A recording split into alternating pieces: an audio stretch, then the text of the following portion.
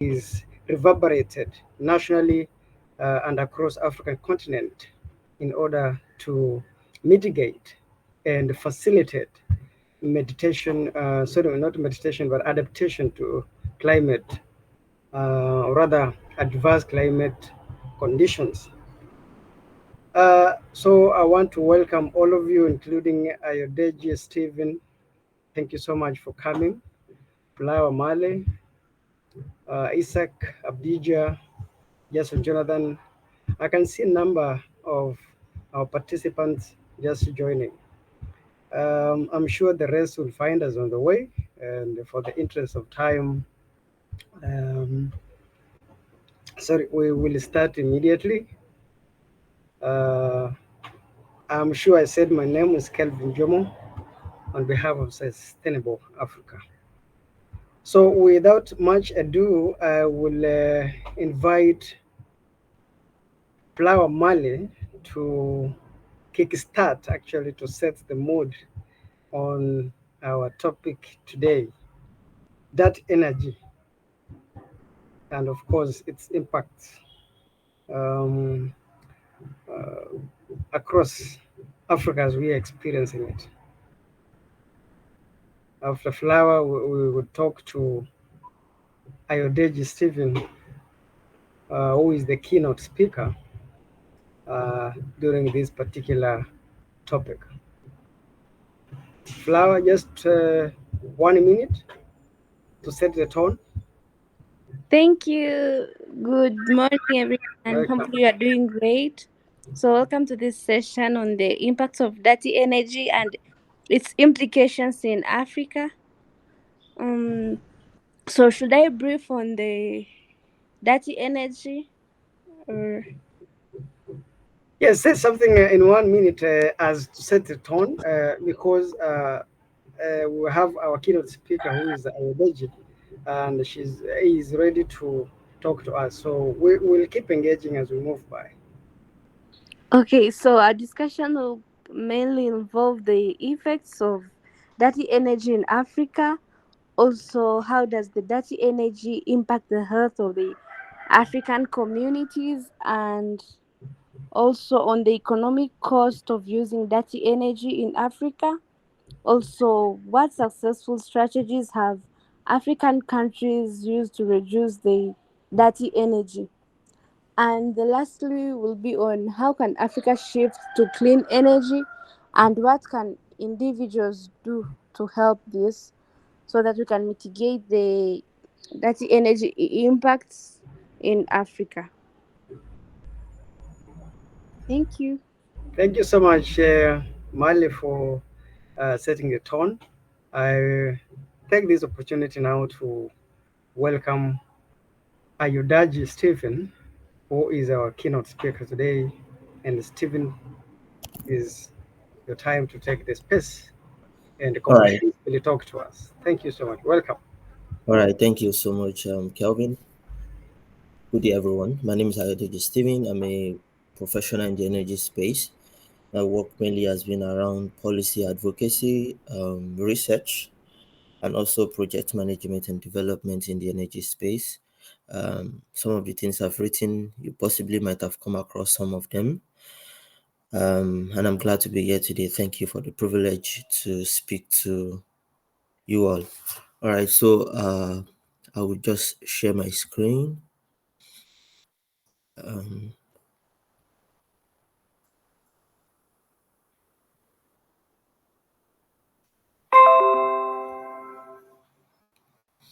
all right, so I want to believe that you can all see my screen.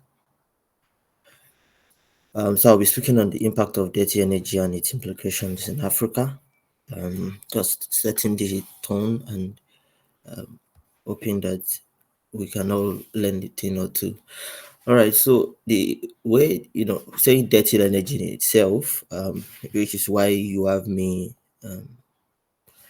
put it in parentheses, it's a sort of labeling.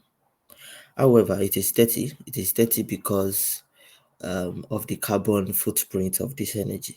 It leaves some impact on our environment in terms of carbon emissions and also some greenhouse gases that comes off it, therefore impacting the environment. Now, there are a lot of sources of dirty energy, and they basically affect the environment, causing pollution and subsequently affecting human health and also other living organisms in the environment. This leads to, an effect that impact our economics, uh, the economics of things in the community that impact the safety of people and also the environment. So the dirty energy can be a barrier to sustainable development, whereas some have identified it as a catalyst to sustainable development. It actually causes more harm in the long run than good. Currently, the world is trying to reduce, to limit our carbon emission to below 2 degrees pre-industrial period. That then tells you that there has been a lot of carbon emissions over the years, and this is currently impacting our world today, and is seen all around us in terms of flooding, you know some high level of drought. We also have fire, high amount of fire burning across several places, impacting the organisms that are living in some of those forests. So it's important that we begin to pay attention to how the our energy consumption is now affecting the environment. And I believe that that's one of the reasons that we're having this conversation today. So the energy crisis in Africa, the, I mean, anyone that has been following the development of things globally and also particularly Africa would know that there has been an energy crisis in Africa, given that some of the development that we have achieved over the couple of years, because of some recent events, especially the COVID-19, has impacted those developments, and therefore some of the progress that have been achieved have been eroded, and some have even been reversed. So it therefore means that energy access in Africa, is a major cause of challenge to so many people. In fact, sub-Saharan Africa is considered the region with the highest amount of energy access deficit in the world. That begins to tell you, and also when it comes to clean cooking, that begins to tell you how much of energy crisis we are experiencing in Africa as a whole. There are very few African countries that can say they have 24 hours in 7 days of electricity. When you begin to think about these things, it gives you an idea of the kind of crisis we are in. And for us to industrialize properly, we need electricity, we need energy, even in our transport space. So this risk are now the effect of this is such that we are beginning to feel it in our economy and also in our development agenda. One of the things that dirty energy has caused is increased pollution, like I mentioned earlier, also health risk, and I will speak about that, and climate change, as you may probably know, which I have mentioned. All right, so one of the major sources of dirty energy in Africa is actually, according to IEA, is coal, oil, and also dams. And I will speak about each of these. However, before I continue, I would like to state that there is there is there is a driver for energy transition, and it has always this driver has not always been the only driver, but there have been numerous drivers over the years, over decades, for the energy transition. So we saw that in prehistoric times, man basically the only form of energy that man knew was the use of stone to make fire. That was how we got our form of energy, and basically people use that for roasting, or maybe yes, for roasting animals, a bit of cooking. There was not so much cooking then because most of the things eaten then were eaten raw. Now, post that period, there was the discovery of coal in the 1700s. So there was the discovery of coal, and the discovery of coal actually led to a lot of development. A couple of machines were developed that could use coal, and it was very interesting times. Now, post that period, we now saw that after coal was oil was discovered. Now, when oil was discovered, so why did people have to shift to oil?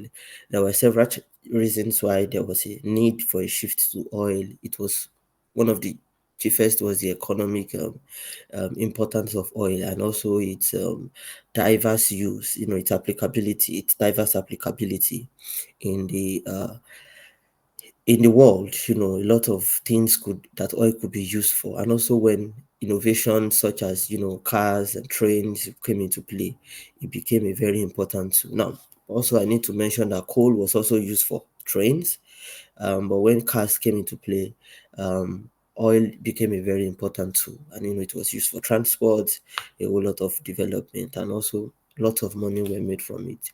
Oil has made more billionaires in the world than we can think of.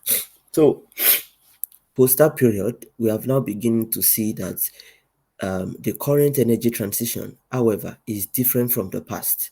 The current energy transition is not driven by technological development, even though there is a support from technology.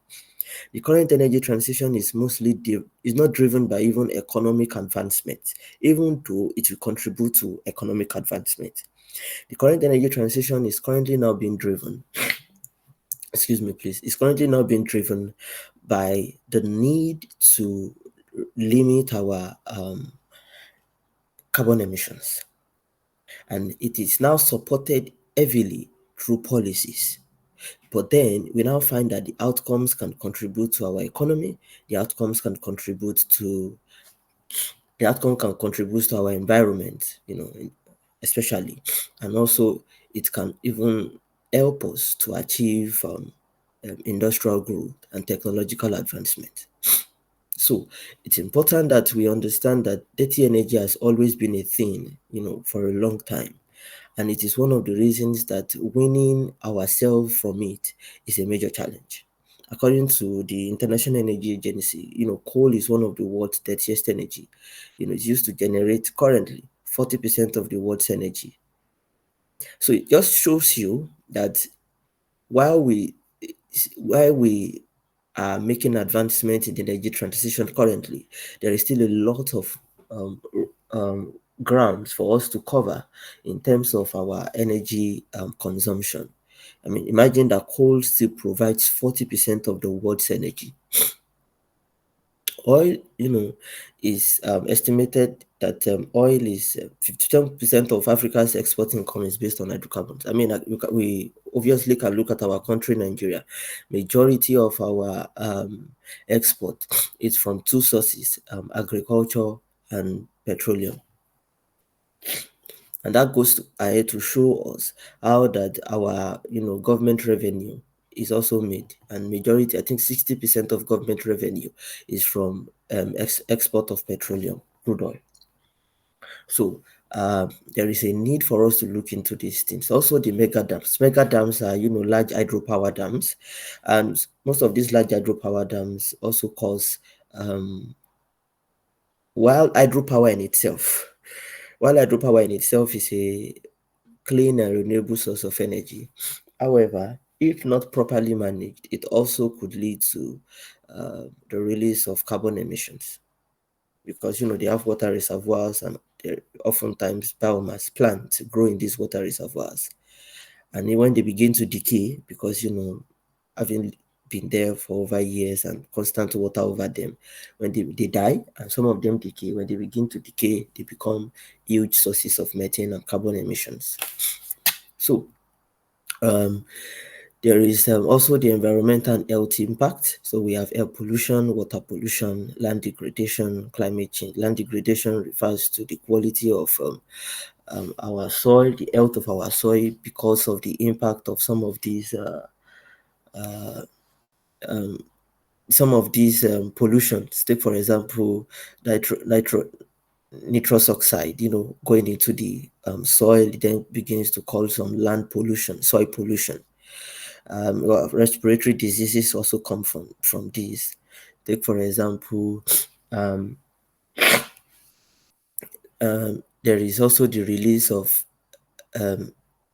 emissions into the atmosphere that sort of lead to cancerous growth and also causes respiratory diseases. I mean, take look at when people use wood for cooking, which is still a prevalent thing, especially in some African and sub-Saharan African countries.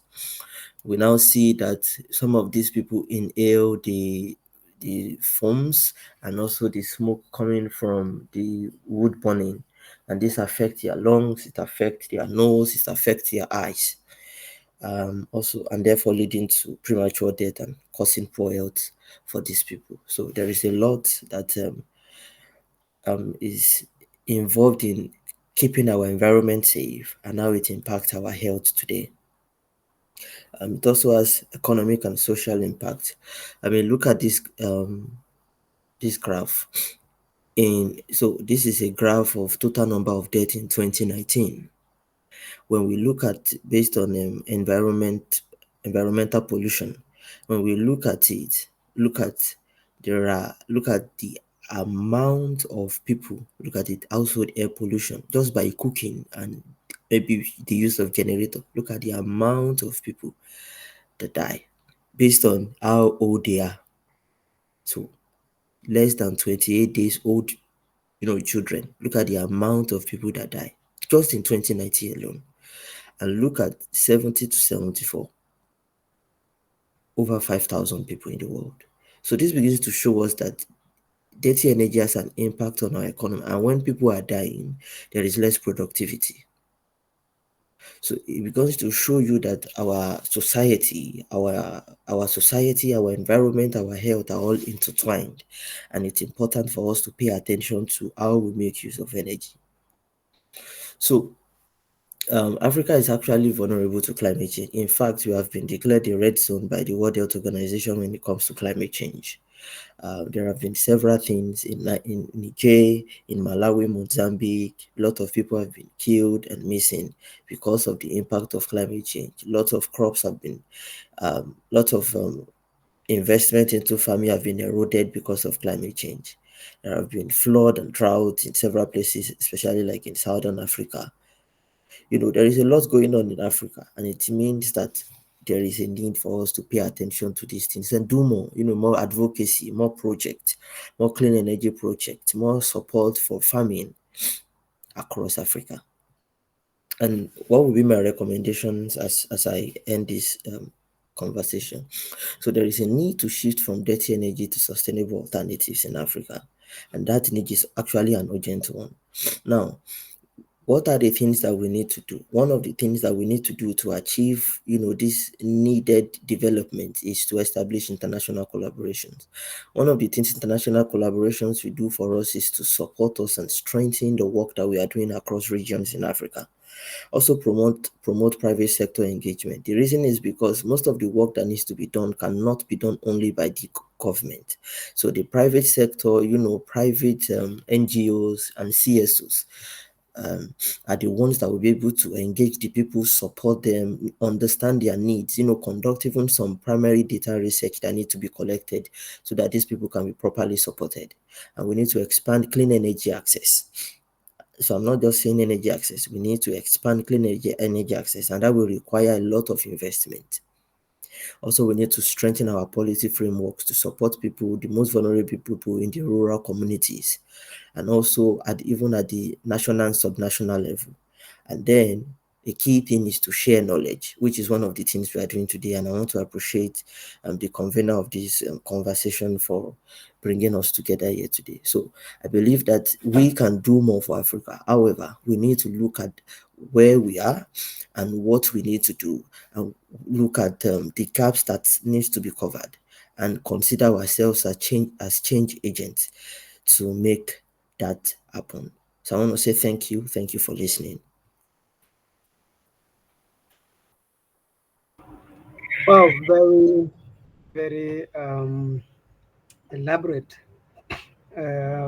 insights here by Ayodeji Stephen, and we appreciate that we and it's also at the same time shocking on the depth and the adverse effects that have resulted out of that energy in Africa. So we stay there, Ayodej, Steve. We will come back again to you as we proceed to dissect on other aspects. At this time, I want to welcome my um, uh, sorry, I thought he has come. I thought somebody called Jason Jonathan is not the my colleague moderator of this particular um, session. So we move next to and again, members, welcome again. For the new ones, for those who have joined, we are talking about that energy in Africa and its cost implications across the board. Um, it is our fourth episode at Sustainable Africa. We are in a verge of carrying out a climate webinar series. So this is the fourth episode. So I will welcome Flower Male to before Flower will talk to Isaac Abdija.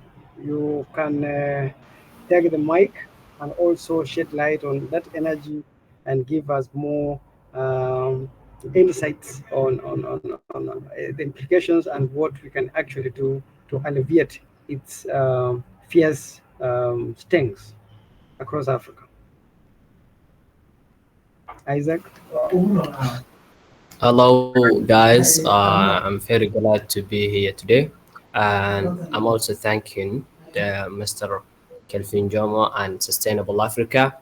After that, I wanted to thank my brother Ayodeji Steven.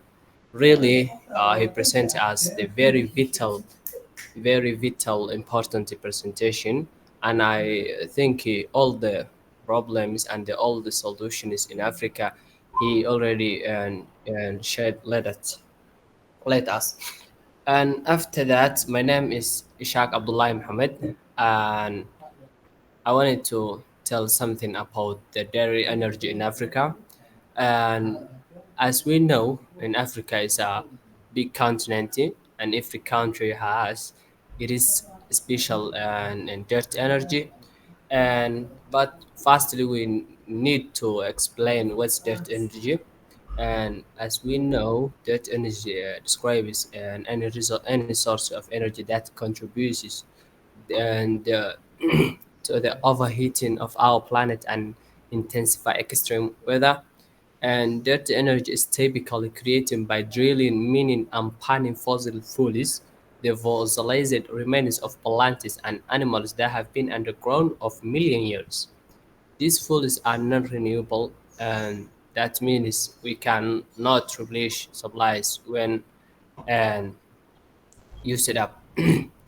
And there is a lot of ways that the dirty energy is harmful, and dirty energy is harmful because of our health, because of our nature, because of our gases.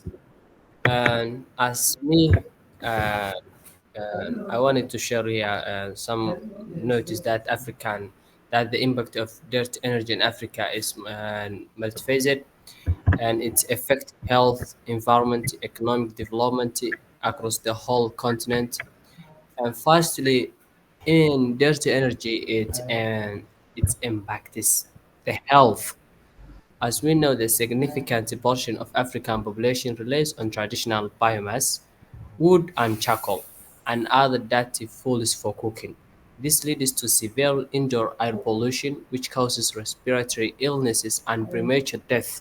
It is estimated that achieving universal access to clean cooking fuels by 2030 could prevent over 500,000 premature deaths annually. We know the dirty energy it also impacts the climate change in Africa, and also we know it impacts the economical challenges. Also, we know it impacts the energy access and poverty. More than 600 million people in Africa lack access to electricity, and many more lack access to clean cooking solutions. This energy poverty hampers economic development and traps millions in cycle poverty. Expanding access to modern clean energy is essential for improving health outcomes, educational opportunities, and overall quality of life. We know and Africa governments were not the ones that invented these dirty energy options. Developed countries put the whole world on this harmful development pathway. But no, many African governments are leaning up to push for more investment in oil, coal, and gas extraction, more dirty power stations, and more centralized and wasteful grid system under the banner of carbon space to grow. We know the hidden behind the poor in their countries. Yet simply providing more energy at any cost has been slown over and over again to benefit corporation and not the people, and is unlikely to provide any short-term resolution to these enrichment energy solutions. In Somalia, I'm from Somalia. Excuse me if I forgot to tell that our government in Somalia really is a underdeveloping countries, one of the underdeveloping countries. It faces a lot of problems like climate change, and also faces a lot of problems like terrorist, something like poverty, lack of economy. We have a lot of problems, but one day we will leave that, inshallah. And in Somalia faces challenges that are among the most complex of any country in the world. More than 30 years after the state collapsed, efforts aimed at rebuilding a functioning government system, improving security, and expanding the economy continue to inch ahead in the face of serious ongoing Al-Shabaab insurgency and the growing impact of climate change. Much of the international community support for these efforts comes through a joint effort by United Nations, peace and support AMISOM. And there is an opportunity to accelerate an aspect of sustainable peace, expanding access to renewable energy. Somalia is a one of the least developed countries, so it's not uses a lot of dirty energies. The old people is use small energy, and we know that if the all countries in the world and try to control the dirty energies that go in the atmosphere or the air, and it and wasting the our environment and climate, and will be the whole world better. But we know Somalia, they try to control while the government is poor and the people is poor, but they still the government try to get their citizens a clean air and clean energy. So they use a lot of solar system and a lot of wind system. That's why the people uh, live peacefully. But there is some people live in harmful problems, and they think some diseases, but it is a minority. So and I think there is no more words to say. My brother Ayodechi, and I think he say a lot of words. I'm thanking him, and that's it. Thank you, Sustainable Africa and Kelvin Jomo. Oh, thank you so much, Isaac, for that localized insights. You know, that energy is regarded as one of the worst contributors of um, CO2 emissions across the world. And when you look at the records, you see very many countries in Africa, about more than 10, actually, about 10, the highest being South Africa, that are producing coal. So I would wish to know what are African countries doing, really, if about 10, and we are told that is the worst contributor of that energy in the world.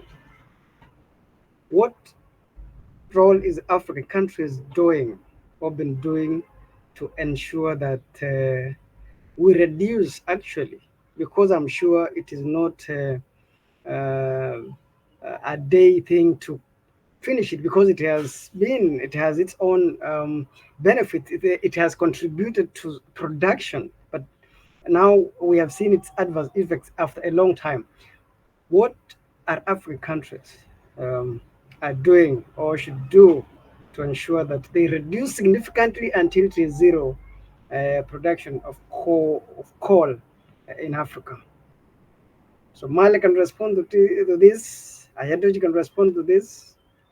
Okay. Um, yeah, sure. All Go right. ahead. Yeah. So I want to say good stuff from Isaac. And I think that it's important to understand that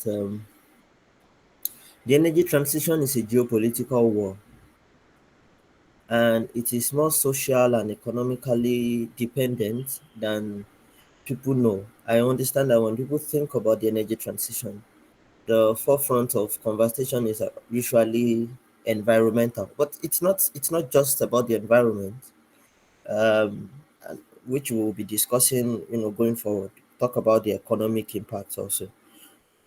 So when you ask what African countries are doing, I can speak from the perspective of Nigeria, maybe some African countries that I have worked in, maybe Kenya and maybe South Africa. So take for example in Nigeria, well, see, why crude oil is still an important aspect of our economy. The Nigerian government and also private organizations and private power producers are still, working heavily on the deployment of clean energy solutions, especially maybe say mini grids, off-grid energy solutions in the rural communities especially. Now, can Africa just leave what we have and go and say maybe we want to adopt clean energy all at once? We cannot afford that. See, no country can afford that. I'm going to tell you something. So when the Russian-Ukraine war broke out, Germany, who is one of the leaders globally in clean energy adoption, I think currently 73% of Germany's electricity is from renewables. Excuse me. 73% of their energy, of their electricity is from renewables. Germany said that, so Germany said they were not in support of Russia's invasion of Ukraine. And then Russia also said that if anybody wants to buy their gas, because prior to that time, I think about 55% of Germany's energy was natural gas energy consumption, not just electricity now, entire energy consumption, national energy consumption. So 55% was natural gas, and they got majority of that gas from Russia. So Russia says that anyone that wants their gas should pay in rubles. Germany publicly declared their support for Ukraine, and therefore they said they were not going to take Russian gas. So this was what happened. Months later, when winter was approaching, Germany realized that they could not survive on their renewables. They had massive amount of renewables then. So Germany now had just one option: to survive or to perish. Because during winter, it gets as cold as, I think I've experienced minus 14 degrees Celsius in Germany. So, and that can kill people if there is no heating, across Germany. I mean, if there is no enough gas to power the heating systems. So Germany had an option to survive, look for an alternative to survive or perish. So Germany now had to approach Argentina and partner with Argentina to import gas. That shows you that at the base of the energy transition is your economic survival at first. So do I put blames on African countries that probably are still using coal? My answer is no. But do I think they can do more? Yes. Do I want them to do more? Yes. Should they do more? Yes. But when you look at their economic stance, see, a decision to transition from one form of energy to another is not one you just make without properly thinking and planning for it. Before you shut down your coal power plant, what do you have in place to power your homes, to power your appliances? I mean, look at South Africa. Despite the fact that South Africa is using coal heavily, they still have a lot of load shedding, which means that something is even still wrong with the electricity grid in the country. So even though we're still using coal, it's still not perfect. So there are a lot of dynamics that needs to be considered when talking about the energy transition and dirty energy in itself. But then sometimes we just need to cut this country some slack. Sometimes we also have to bear down heavily on them. So yeah, that's what I would say.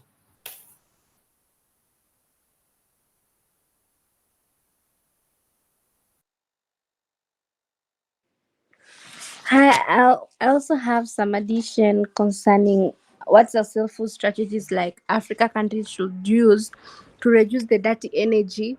Like, if there's one who has been following, at the beginning of this week, there was a summit on clean energy in Africa.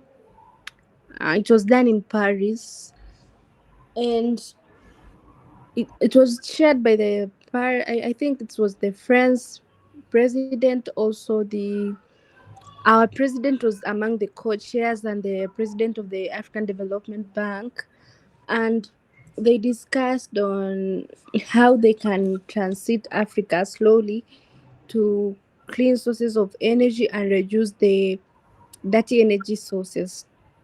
And like, our president has been championing this, like, he wants to reduce the consumption on dirty energy by 2034 from 9%, the way it is right now, to at least 80%.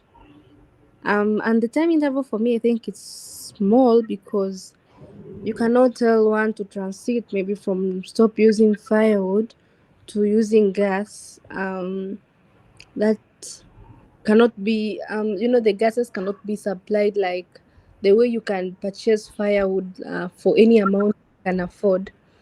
But a gas will require you to have some reasonable amount to get a gas.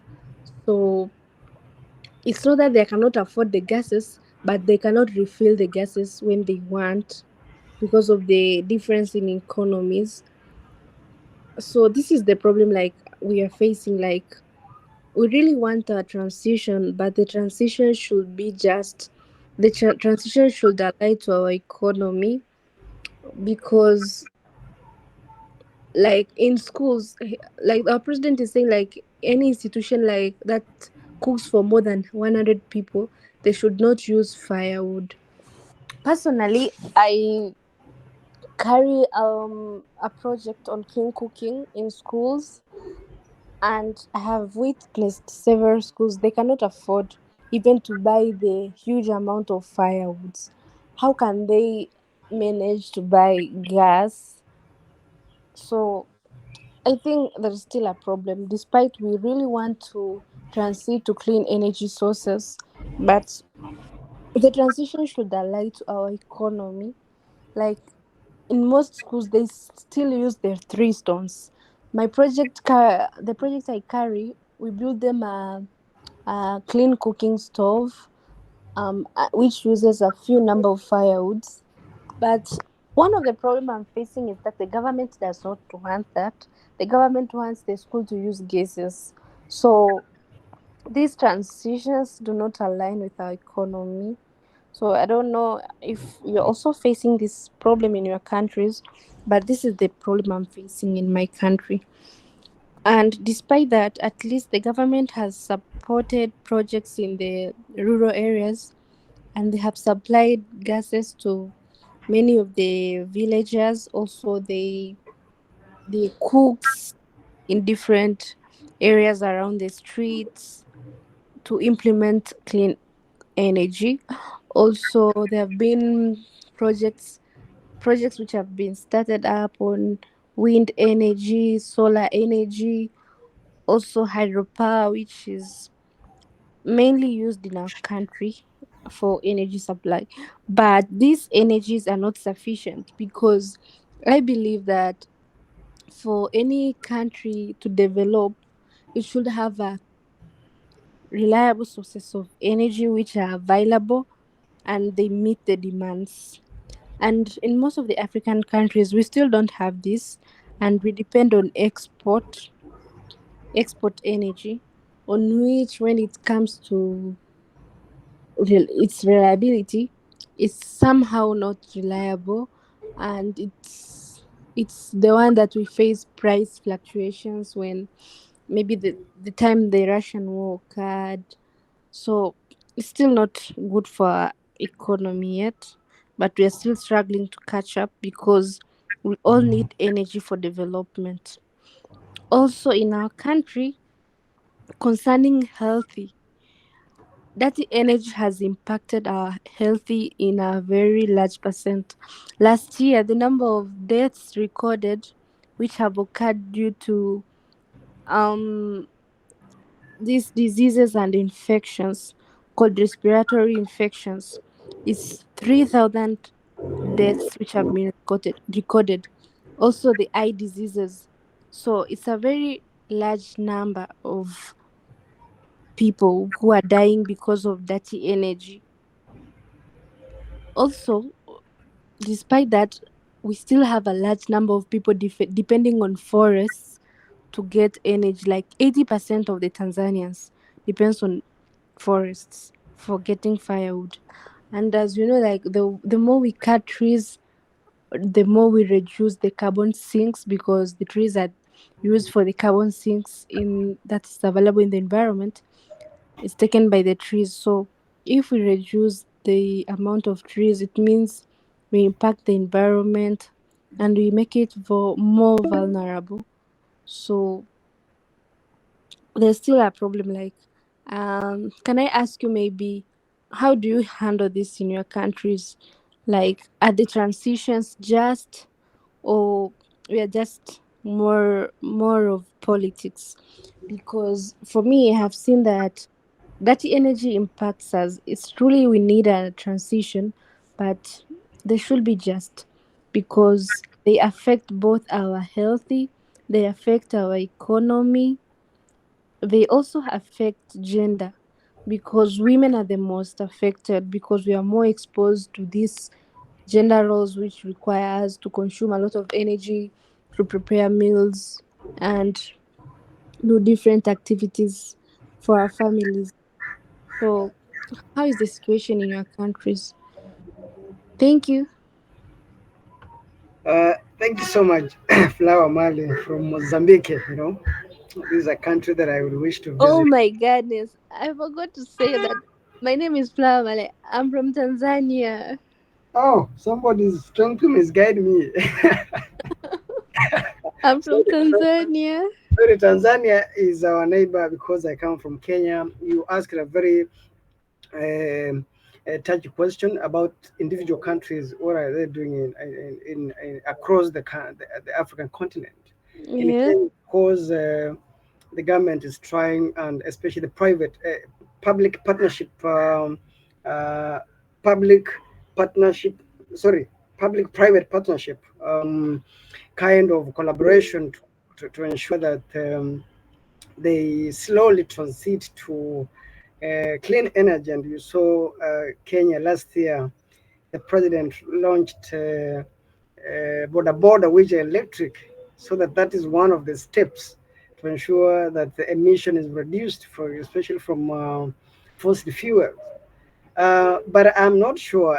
What I know is that with serious commitment, this journey will take time, but will come into a sustainable manner if all countries, especially the global north, which is the big contributor of dirty climate and, of course, adverse climate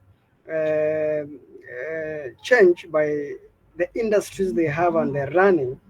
So it will be it will depend again on their living up to the commitment of 100 billion US dollars they committed, I think, in 2017 during the COP 2017, which I don't know, but I know 𝐼𝐻, because he has been on this for quite some time, will give us statistics on what actually he knows about the commitment of the pledge.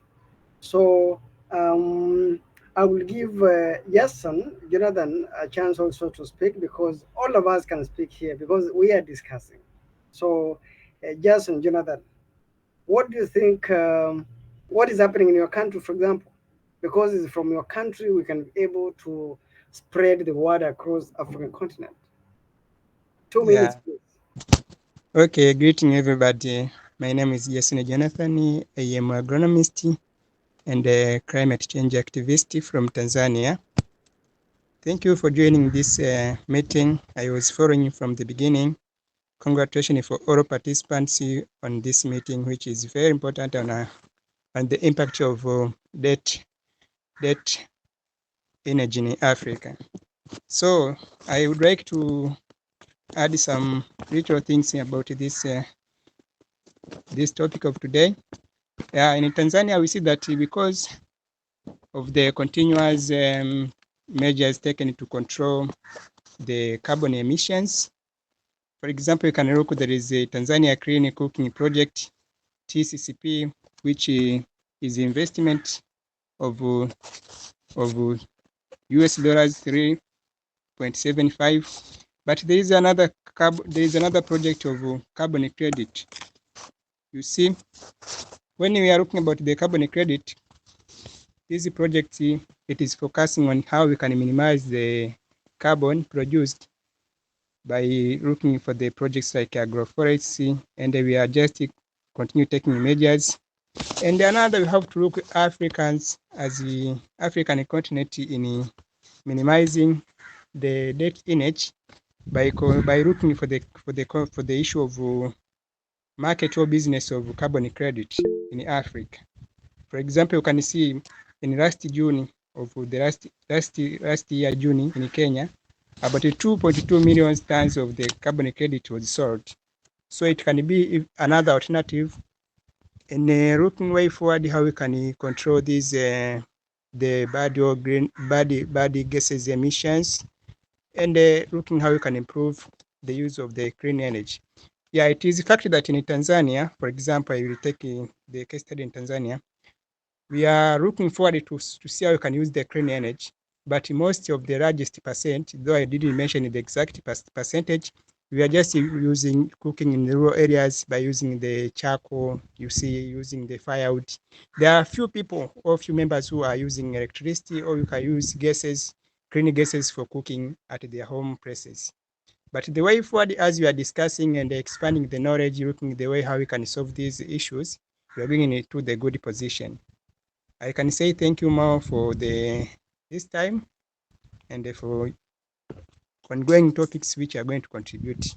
But let us look more on the carbon credit projects which can bring something good in a clean energy in Africa. Thank you very much. Thank you so much, Jason, for that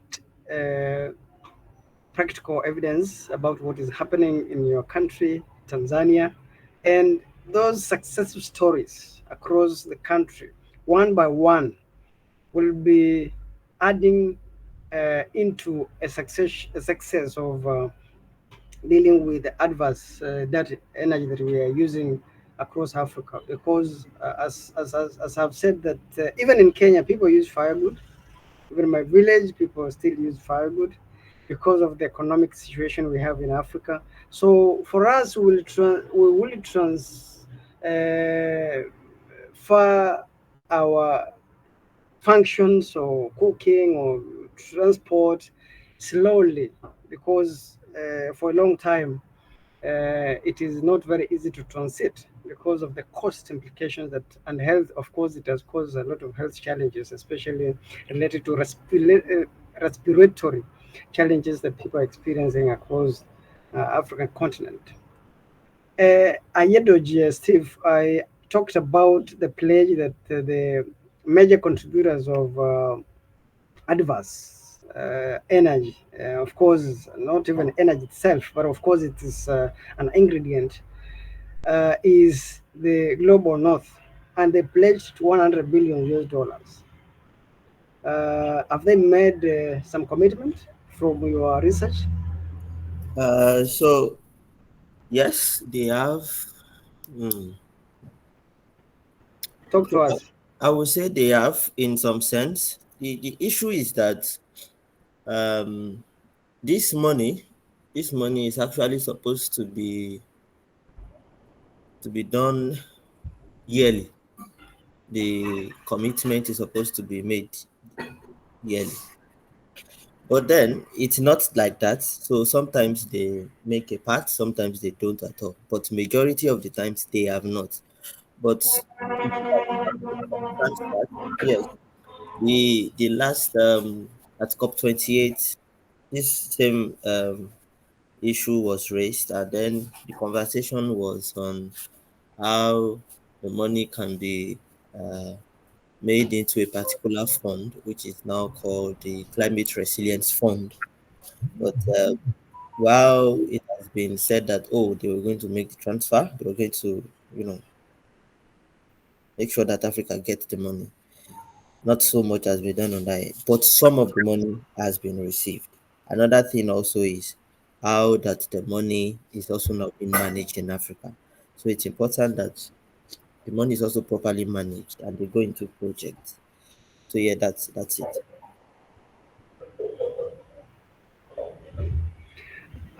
Thank you so much. Of course, that is something that we have to watch. But of course, as we look up to that pledge as African continent, we have to practice what we call self-reliance, because it's when we wait for somebody to give to put something aside, and remember it's a pledge. A pledge may not, somebody may not honor, sometimes can decide not to honor. So African continent, we can try and rely on our own creativity to come up with um, solutions that can alleviate the adverse effects of that energy. But again, we want to appreciate the success projects that are going on across the African countries. What I would pray as an individual is that those governments, those carrying out the projects, spend every penny, every coin on that project, because we have a problem of people stealing and embezzling the money that is meant to carry out such sensitive life-saving projects. So our time is coming to an end. I hope we are not closing somebody out, but I largely believe that our session has been successful. We have learned. I would also request Steve to share with us the presentation so that we can refer to it as it helps us to prepare for the next episode, which will be about the innovation, about African innovations in climate change solutions. And everyone is invited. Of course, we'll reach you out through emails and other communication channels we use so that we come together and really crown on this series. Of course, this is not the end, but we will continue spreading the word wherever we are as individuals, whatever our voices. We start from here, we spread the word, and word of mouth, one, two, three, will be able to change the attitude first, and then we can continue to change uh, into the usage of energy. So we will invite, of course, we keep inviting industry experts, and it is our privilege that you always honor our call, and you don't take it for granted. At this particular chance, I want to give our director of programs, Baba Bakari, to say one word and close for us this episode today. Baba, welcome.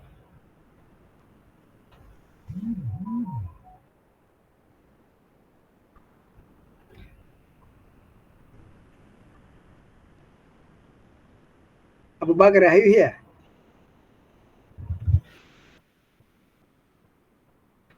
Oh, fine. The mic, I'm told the mic is not working on inside. I want to thank Steve, Flower, Isaac, Jason, all members who participated in our discussion today. Thank you so much.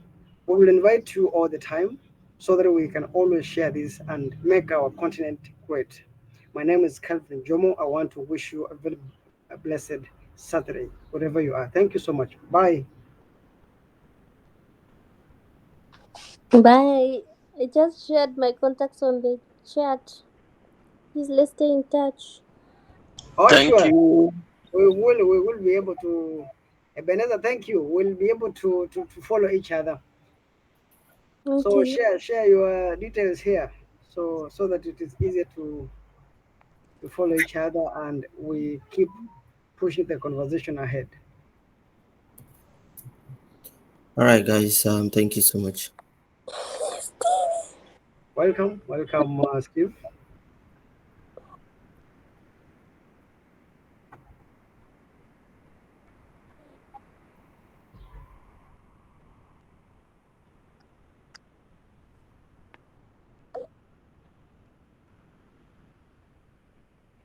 I'm just following. I'm just following so that I don't forget, because the link will disappear with the end of this. So I'm just following everyone who has sent the details. I'm following. This is Flower, Instagram. So let's follow each other. Okay. Follow each other. Follow.